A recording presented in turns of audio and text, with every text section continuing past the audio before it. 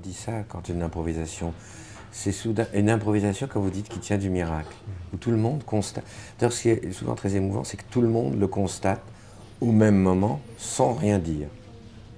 On sait tous que, et on sait pertinemment qu'on est dans une atmosphère qui a changé, qui est une atmosphère miraculeuse, merveilleuse.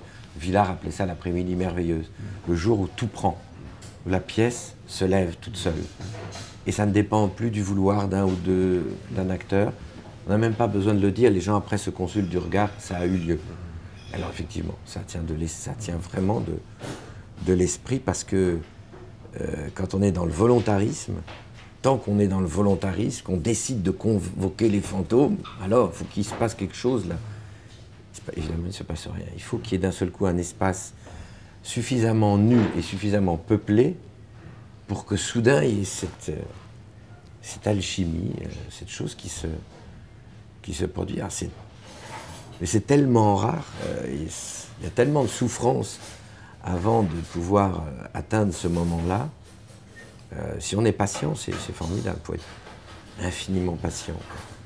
Et c'est vrai que c'est tellement beau un fantôme, dans l'idée même, dans le concept même de fantôme, parce qu'il est là et il n'est pas là. Il tient en toutes ses contradictions, en d'un seul tenant.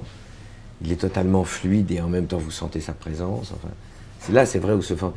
D'ailleurs, je ne sais plus qui disait que le coup de génie de la pièce d'Hamlet, alors que dans la première pièce dont s'est inspiré Shakespeare, il n'y a pas ça.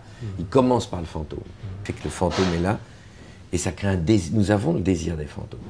Le fantôme incarne très bien ce désir qu'on a, qu'il se passe quelque chose entre nous qui nous dépasse tous, qui nous emmène dans cet ailleurs qu'est une pièce, chose imaginaire, qui est à la fois là et pas là, vide et plein, solide et complètement fluide. Par exemple, c'est vrai que le fantôme crée n'importe quel metteur en scène. Pourquoi il a envie de monter Hamlet, c'est parce qu'il est appelé par... Comment je vais faire le fantôme? Comment on va le faire? Comment on va l'incarner sur scène? Brooke, tout le théâtre de Brooke, il est sur cette question-là.